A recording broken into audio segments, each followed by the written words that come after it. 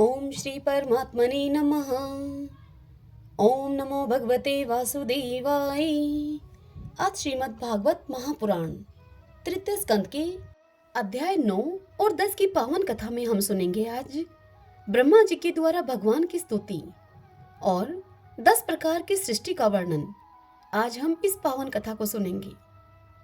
ओम श्री कृष्णाय नमो नमः। ब्रह्मा जी ने कहा, हे प्रभु, आज बहुत समय के बाद मैं आपको जान सका हूँ। अहो, कैसे दुर्भाग्य की बात है कि देहधारी जीव आपके स्वरूप को नहीं जान पाते। हे भगवान, आपके सिवा और कोई वस्तु नहीं है। जो वस्तु प्रतीत होती है वह भी स्वरूपतः सत्य नहीं है, क्योंकि माया के गुणों के शोभित होने के कारण केवल आप ही अनेकों रूपों में प्रतीत हो रहे हैं। हे देव, आपकी चित्त शक्ति के प्रकाशित रहने के कारण अज्ञान आपसे सदा ही दूर रहता है। आपका यह रूप जिसके नाभि कमल से मैं प्रकट हुआ हूँ, सैकड़ों अवतारों का मूल कारण है। इसे आपने सत्पुरुषों पर कृपा करने के लिए ही पहले पहल प्रकट किया है। हे प्रभु, हे परमात्मन, आपका जो आनंद मात्र भेद रहित अखंड तेजोमय स्वरूप है, उसे मैं इससे भिन्न नहीं समझता हूँ। इसलिए मैंने विश्व की रचना करने वाले होने पर भी विश्वातीत आपके इस अद्वितीय रूप की ही शरण ली है। यही संपूर्ण भूत और इंद्रियों का भी अधिष्ठान है। हे विश्व कल्याणमय, मैं आपका उपासक हूँ। आपने मेरे हित के लिए ही मुझे ध्यान में अपना यह रूप दिखलाया है। जो पापात्मा विषयाशक्त जीव हैं, वे ही इसका अनादर करते हैं। मैं तो आपको इसी रूप में बारंबार नमस्कार करता हूँ। हे मेरे स्वामी, जो लोग वेद रूप वायु से लाई हुई आपके चरण रूप कमल कोश की गंध को अपने कर्णपुटों से ग्रहण करते हैं, उन अपने भक्तजनों के हृदय कमल से आप कभी दूर नहीं होते, क्योंकि वे पराभक्ति रूप डोरी से आपके पाद पद्मों को बांध लेते हैं। जब तक पुरुष आपके अभयप्रद चरणारविंदों का आश्रय नहीं लेता, तभी तक उसे धन, घर और बंधुजनों के कारण प्राप्त होने वाले भय, शोक, लालसा, दीनता और अत्यंत लोभ आदि सताते हैं, और तभी तक उसे मैं और मेरेपन का दुराग्रह रहता है, जो दुख का एकमात्र कारण है। जो लोग सब प्रकार के अमंगलों को नष्ट करने वाले आपके श्रवण, कीर्तन आदि प्रसंगों से इंद्रियों को हटाकर लेश मात्र विषय सुख के लिए दीन और मन ही मन लालायित होकर निरंतर दुष्कर्मों में लगे रहते हैं, उन बेचारों की बुद्धि तो दैव ने हार ली है। हे अच्युत, हे उरुक्रम, इस प्रजा को भूख, प्यास, वात, पित्त, कफ, सर्दी, गर्मी, हवा और वर्षा से परस्पर एक दूसरे से तथा कामाग्नि और दुसह क्रोध से बार बार कष्ट उठाते देखकर मेरा मन बड़ा खिन्न होता है। हे स्वामिन, जब तक मनुष्य इंद्रिय और विषय रूपी माया के प्रभाव से आपसे अपने को भिन्न देखता है, तब तक उसके लिए इस संसार चक्र की निवृत्ति नहीं होती। यद्यपि यह मिथ्या है, तथापि कर्मफल भोग का क्षेत्र होने के कारण उसे नाना प्रकार के दुखों में डालता रहता है। हे देव, औरों की तो बात ही क्या, जो साक्षात मुनि हैं, वे भी यदि आपके कथा प्रसंग से विमुख रहते हैं तो उन्हें संसार में फंसना पड़ता है। वे दिन में अनेक प्रकार के व्यापारों के कारण विक्षिप्त चित्त रहते हैं, रात्रि में निद्रा में अचेत पड़े रहते हैं। उस समय भी तरह तरह के मनोरथों के कारण क्षण क्षण में उनकी नींद टूटती रहती है, तथा दैववश उनकी अर्थ सिद्धि के सब उद्योग भी विफल होते रहते हैं। हे नाथ, आपका मार्ग केवल गुण श्रवण से ही जाना जाता है। आप निश्चय ही मनुष्यों के भक्ति योग के द्वारा परिशुद्ध हुए हृदय कमल में निवास करते हैं। हे पुण्य श्लोक प्रभु, आपके भगत जन जिस जिस भावना से आपका चिंतन करते हैं, उन साधु पुरुषों पर अनुग्रह करने के लिए आप वही वही रूप धारण कर लेते हैं। हे भगवान, आप एक हैं तथा संपूर्ण प्राणियों के अंतःकरणों में स्थित उनके परम हितकारी अंतरात्मा हैं। इसलिए यदि देवता लोग भी हृदय में तरह तरह की कामनाएं रखकर भांति भांति की विपुल सामग्रियों से आपका पूजन करते हैं, तो उससे आप उतने प्रसन्न नहीं होते जितने कि सब प्राणियों पर दया करने से होते हैं। किंतु वह सर्वभूत दया असत पुरुषों को अत्यंत दुर्लभ है। जो कर्म आपको अर्पण कर दिया जाता है उसका कभी नाश नहीं होता, वह अक्षय हो जाता है। अतः नाना प्रकार के कर्म, यज्ञ, दान, कठिन तपस्या और व्रत आदि के द्वारा आपकी प्रसन्नता प्राप्त करना ही मनुष्य का सबसे बड़ा कर्म फल है। क्योंकि आपकी प्रसन्नता होने पर ऐसा कौन फल है जो सुलभ नहीं हो जाता। आप सर्वदा अपने स्वरूप के प्रकाश से ही प्राणियों के भेद भ्रम रूप अंधकार का नाश करते रहते हैं तथा ज्ञान के अधिष्ठाता साक्षात परम पुरुष हैं। मैं आपको नमस्कार करता हूँ। संसार की उत्पत्ति, स्थिति और संहार के निमित्त से जो माया की लीला होती है वह आपका ही खेल है। अतः आप परमेश्वर को मैं बारंबार नमस्कार करता हूँ। जो लोग प्राण त्याग करते समय आपके अवतार, गुण और कर्मों को सूचित करने वाले देवकी नंदन, जनार्दन, कंस निकंदन आदि नामों का विवश होकर भी उच्चारण करते हैं, वे अपने अनेकों जन्मों के पापों से तत्काल छुटकर माया आदि आवरणों से रहित ब्रह्मा पद को प्राप्त करते हैं। आप नित्य अजन्मा हैं। मैं आपकी शरण लेता हूँ। हे भगवान, इस विश्व वृक्ष के रूप में आप ही विराजमान हैं। आप ही अपनी मूल प्रकृति को स्वीकार करके जगत की उत्पत्ति, स्थिति और प्रलय के लिए मेरे अपने और महादेव जी के रूप में 3 प्रधान शाखाओं में विभक्त हुए हैं और फिर प्रजापति एवं मनु आदि शाखा प्रशाखाओं के रूप में फैलकर बहुत विस्तृत हो गए हैं। मैं आपको नमस्कार करता हूँ। हे भगवान, आपने अपनी आराधना को ही लोगों के लिए कल्याणकारी सर्वधर्म बतलाया है, किंतु वे इस ओर से उदासीन रहकर सर्वदा विपरीत अर्थात निषिद्ध कर्मों में लगे रहते हैं। ऐसी प्रमाद की अवस्था में पड़े हुए इन जीवों की जीवन आशा को जो सदा सावधान रहकर बड़ी शीघ्रता से काटता रहता है, वह बलवान काल भी आपका ही रूप है। मैं उसे नमस्कार करता हूँ। यद्यपि मैं सत्यलोक का अधिष्ठाता हूँ, जो 2 प्रार्थ पर्यंत रहने वाला और समस्त लोकों का वंदनीय है, तो भी आपके उस काल रूप से मैं डरता रहता हूँ। उससे बचने और आपको प्राप्त करने के लिए ही मैंने बहुत समय तक तपस्या की है। आप ही अधियज्ञ रूप से मेरी इस तपस्या के साक्षी हैं। मैं आपको नमस्कार करता हूँ। आप पूर्ण काम हैं। आपको किसी विषय सुख की इच्छा नहीं है, तो भी आपने अपनी बनाई हुई धर्म मर्यादा की रक्षा के लिए पशु, पक्षी, मनुष्य और देवता आदि जीव योनियों में अपनी ही इच्छा से शरीर धारण करके अनेकों लीलाएं की हैं। ऐसे आप पुरुषोत्तम भगवान को मेरा नमस्कार है। हे प्रभु, आप अविद्या, अस्मिता, राग, द्वेष और अभिनिवेश 5 में से किसी के भी अधीन नहीं हैं। तथापि इस समय जो सारे संसार को अपने उदर में लीन करके भयंकर तरंग मालाओं से विक्षुब्ध प्रलयकालीन जल में अनंत विग्रह की कोमल शैया पर शयन कर रहे हैं, वह पूर्व कल्प की कर्म परंपरा से श्रमित हुए जीवों को विश्राम देने के लिए ही हैं। आपके नाभि कमल रूप भवन से मेरा जन्म हुआ है। यह संपूर्ण विश्व आपके उदर में समाया हुआ है। आपकी कृपा से ही मैं त्रिलोकी की रचना रूप उपकार में प्रवृत्त हुआ हूँ। इस समय योग निद्रा का अंत हो जाने के कारण आपके नेत्र कमल विकसित हो रहे हैं। आपको मेरा नमस्कार है। आप संपूर्ण जगत के एकमात्र सुहृदय और आत्मा हैं तथा शरणागतों पर कृपा करने वाले हैं। अतः अपने जिस ज्ञान और ऐश्वर्य से आप विश्व को आनंदित करते रहते हैं, उसी से मेरी बुद्धि को भी युक्त करें, जिससे कि मैं पूर्व कल्प के समान इस समय भी जगत की रचना कर सकूं। आप भक्त वांछा कल्पतरु हैं। आप अपनी शक्ति लक्ष्मी जी के सहित अनेकों गुण अवतार लेकर आप जो जो अद्भुत कर्म करेंगे, मेरा यह जगत की रचना करने का उद्यम भी उन्हीं में से एक है। अतः इसे रचते समय आप मेरे चित्त को प्रेरित करें, मुझे शक्ति प्रदान करें, जिससे कि मैं सृष्टि रचना विषयक अभिमान रूप मल से दूर रह सकूं। हे प्रभु, इस प्रलयकालीन जल में शयन करते हुए आप अनंत शक्ति परम पुरुष के नाभि कमल से मेरा प्रादुर्भाव हुआ है और मैं हूँ भी आपकी ही विज्ञान शक्ति। अतः इस जगत के विचित्र रूप का विस्तार करते समय आपकी कृपा से मेरी वेद रूप वाणी का उच्चारण लुप्त न हो।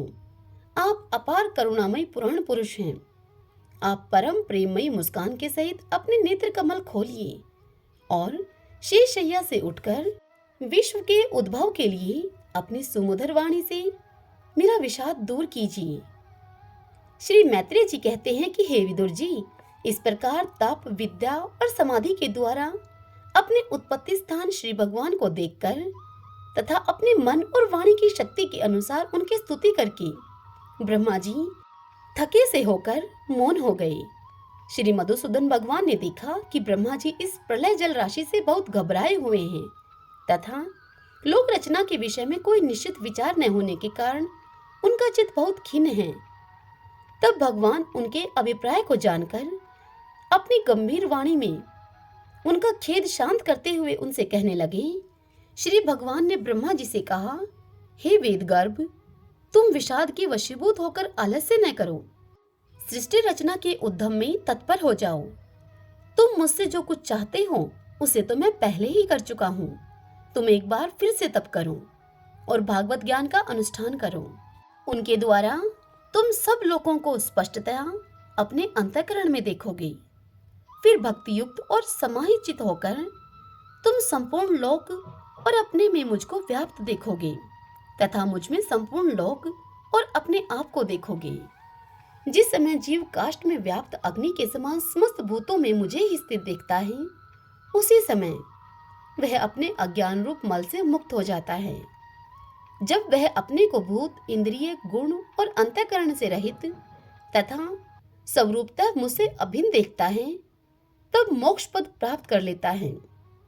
हे ब्रह्मा जी, नाना प्रकार के कर्म संस्कारों के अनुसार अनेक प्रकार की जीव सृष्टि की रचना की इच्छा होने पर भी तुम्हारा चित्त मोहित नहीं होता।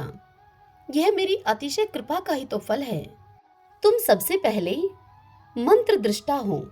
प्रजा उत्पन्न करते समय भी तुम्हारा मन मुझ में ही लगा रहता है। इसी से पाप में रजोगुण तुमको बांध नहीं पाता। तुम मुझे भूत, इंद्रिय, गुण और अंतःकरण से रहित समझते हो। इससे जान पड़ता है कि यद्यपि देहधारी जीवों को मेरा ज्ञान होना बहुत कठिन है, तथापि तुमने मुझे जान लिया है। मेरा आश्रय कोई है या नहीं, इस संदेह से तुम कमल नाल के द्वारा जल में उसका मूल खोज रहे थे, सो मैंने तुम्हें अपना यह स्वरूप अंतःकरण में ही दिखलाया है। हे प्यारे ब्रह्मा जी, तुमने जो मेरी कथाओं के वैभव से युक्त मेरी स्तुति की है और तपस्या में जो तुम्हारी निष्ठा है, वह भी मेरी ही कृपा का फल है। लोक रचना की इच्छा से तुमने सगुण प्रतीत होने पर भी जो निर्गुण रूप से मेरा वर्णन करते हुए स्तुति की है, उससे मैं बहुत प्रसन्न हूँ। तुम्हारा कल्याण हो। मैं समस्त कामनाओं और मनोरथों को पूर्ण करने में समर्थ हूँ। जो पुरुष नित्य प्रति इस स्रोत के द्वारा स्तुति करके मेरा भजन करेगा, उस पर मैं शीघ्र ही प्रसन्न हो जाऊंगा। तत्ववेताओं का मत है कि पूर्त, तप, यज्ञ, दान, योग और समाधि, इन साधनों से प्राप्त होने वाला जो परम कल्याणमय फल है, वह मेरी प्रसन्नता ही है। हे विधाता, मैं आत्माओं का भी आत्मा और स्त्री पुत्र आदि प्रियों का भी प्रिय हूँ। देह आदि भी मेरे ही लिए प्रिय हैं, अतः मुझसे ही प्रेम करना चाहिए। हे ब्रह्मा जी, त्रिलोकी को तथा जो प्रजा इस समय मुझ में लीन है, उसे तुम पूर्वकल्प के समान मुझसे उत्पन्न हुए अपने सर्ववेदमय स्वरूप से स्वयं ही रचो। श्री मैत्रेय जी कहते हैं कि प्रकृति और पुरुष के स्वामी कमलनाभ भगवान सृष्टिकर्ता ब्रह्मा जी को इस प्रकार से जगत की अभिव्यक्ति करवाकर अपने उस नारायण रूप से अदृश्य हो गए। ओम नमो नारायण, ओम नमो नारायण। विदुर जी ने मैत्रेय जी से कहा, हे मुनिवर, भगवान नारायण के अंतर्ध्यान हो जाने पर संपूर्ण लोकों के पितामह ब्रह्मा जी ने अपने देह और मन से कितने प्रकार की सृष्टि उत्पन्न की। हे भगवान, इनके सिवा मैंने आपसे और जो बातें पूछी हैं, उन सब का भी कर्मशः वर्णन कीजिए और मेरे सब संशयों को आप दूर कीजिए, क्योंकि आप सभी बहुज्ञों में श्रेष्ठ हैं। सूत जी कहते हैं कि हे शौनक आदि ऋषियों, विदुर जी के इस प्रकार पूछने पर मुनिवर मैत्रेय जी बड़े प्रसन्न हुए और फिर अपने हृदय में स्थित उन प्रश्नों का इस प्रकार उत्तर देने लगे। मैत्रेय जी ने विदुर जी से कहा, हे विदुर जी, अजन्मा भगवान श्री हरि ने जैसा कहा था, ब्रह्मा जी ने भी उसी प्रकार चित्त को अपने आत्मा श्री नारायण में लगाकर 100 दिव्य वर्षों तक तप किया। ब्रह्मा जी ने देखा कि प्रलयकालीन प्रबल वायु के झकोरों से जिससे कि वे उत्पन्न हुए हैं तथा जिस पर वे बैठे हुए हैं, वह कमल तथा जल कांप रहे हैं। प्रबल तपस्या एवं हृदय में स्थित आत्मज्ञान से उनका विज्ञान बल बढ़ गया और उन्होंने जल के साथ वायु को भी पी लिया। फिर जिस पर वह स्वयं बैठे हुए थे, उस आकाशव्यापी कमल को देखकर उन्होंने विचार किया कि पूर्वकल्प में लीन हुए लोगों को मैं इसी से रचूंगा। तब भगवान के द्वारा सृष्टि कार्य में नियुक्त ब्रह्मा जी ने उस कमल कोश में प्रवेश किया और उस एक के ही भू भुवः स्वः ये 3 भाग किए। यद्यपि वह कमल इतना बड़ा था कि उसके 14 भुवन या इससे भी अधिक लोकों के रूप में विभाग किए जा सकते थे। जीवों के योग स्थान के रूप में इन्हीं 3 लोकों का शास्त्रों में वर्णन हुआ है। जो निष्काम कर्म करने वाले हैं उन्हें महः, तपः, जनः और सत्यलोक रूप में ब्रह्मलोक की प्राप्ति होती है।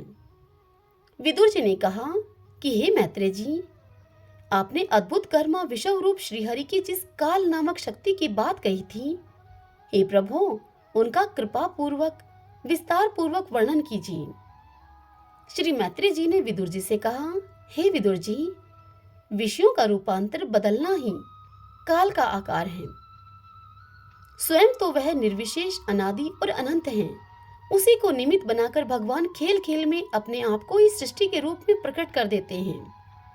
पहले यह सारा विश्व भगवान की माया से लीन होकर ब्रह्मा रूप से स्थित था।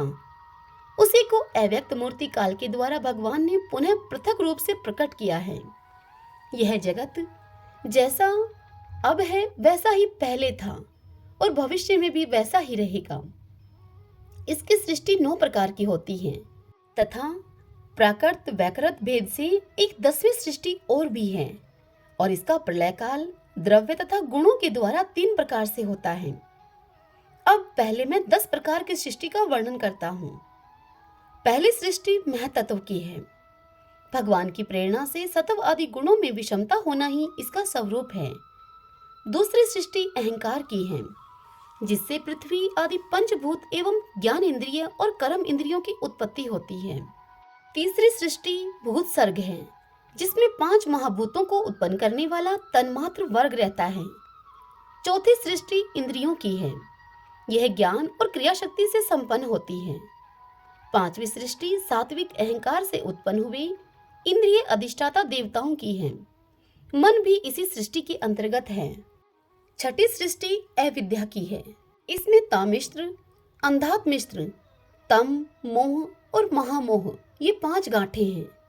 यह जीवों की बुद्धि का आवरण और विक्षेप करने वाली है। ये 6 प्राकृत सृष्टियां हैं। अब तुम वैकृत सृष्टियों का वर्णन भी सुनो। जो भगवान अपना चिंतन करने वालों के समस्त दुखों को हर लेते हैं, यह सारी लीला उन्हीं श्री हरि की है। वे ही ब्रह्मा के रूप में रजोगुण को स्वीकार करके जगत की रचना करते हैं। 6 प्रकार की प्राकृत सृष्टियों के बाद 7वीं प्रधान वैकृत सृष्टि इन 6 प्रकार के स्थावर वृक्षों की होती है। वनस्पति, औषधि, लता, त्वकसार, विरुद्ध और द्रुम।